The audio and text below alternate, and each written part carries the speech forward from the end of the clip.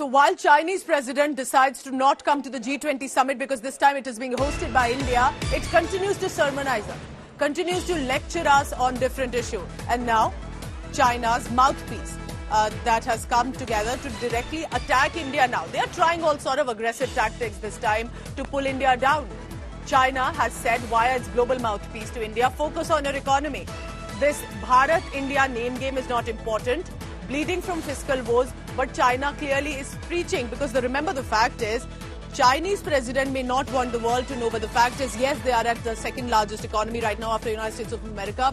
But the fact is, and all financial experts have said it, that China's economy is actually slowing and will be slowing to 3.5% in 2030 to near 1% by 2050. It's actually coming down. It may never be able to take over the United States of America at the rate it's going. The real estate has suffered majorly, which is one of the predominant markets in China.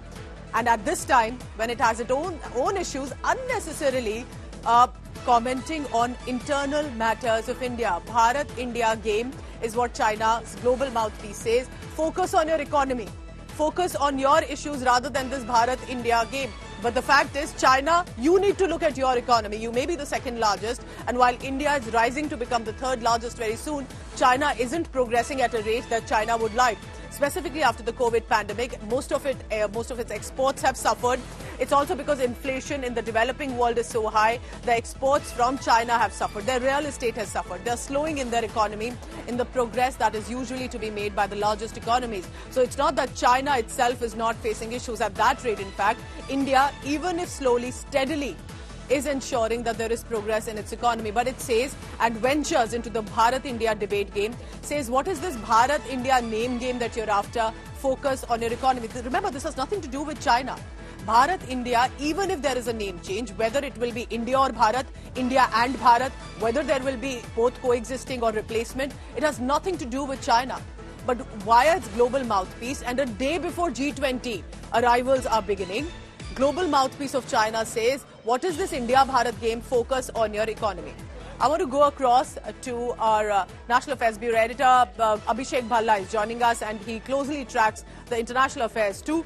Abhishek, China clearly trying different tactics and information warfare. First, their president chooses to not come for the first time ever, skipping the G20 summit. Then it gives us a lecture on the economy, while its own economy is also suffering. How should one view this specific strategy of China? Well, Pooja, Global Times has been a propaganda, yes, platform as far as China is concerned. And over the last 3 years, when there have been military tensions between India and China, especially in Ladakh, we've often read pieces and articles published by the Global Times, which try to sort of create some kind of propaganda. And in this case as well, it's something that's completely unwanted. India, Bharat, this is something which is completely, as far as domestic issues of India are concerned, internal politics. It has nothing to do with international relations or geopolitics. And for China to make this kind of comment, especially in their propaganda platform, Global Times, is very not surprising. It's taking a dig at the internal issues of India at a time when G20 is about to happen, and the Chinese President Xi Jinping, in fact, decides to give it a skip.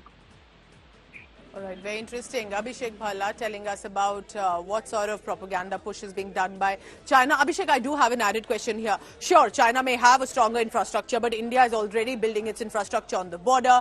There has been a military drill right now on the line of actual control. Many wouldn't have even thought of it perhaps decades ago in 1962 when there was that war that had taken place. India is clearly building itself up. Can we say that in the Asian countries, China knows that India's position is rising, and specifically with regard to relationship with the Western nations, and it doesn't want India to succeed? So all sort of information warfare is also being attempted.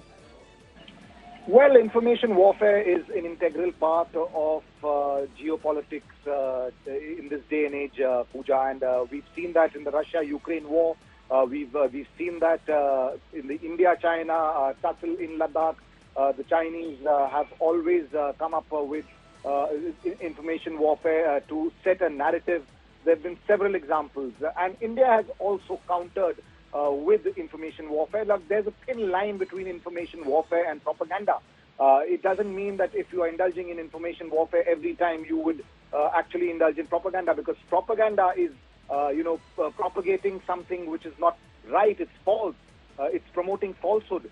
So that's what China has been doing for the last 3 years. As far as infrastructure is concerned, yes, there have been giant leaps made by India in several parts bordering the line of actual control. China had been much ahead.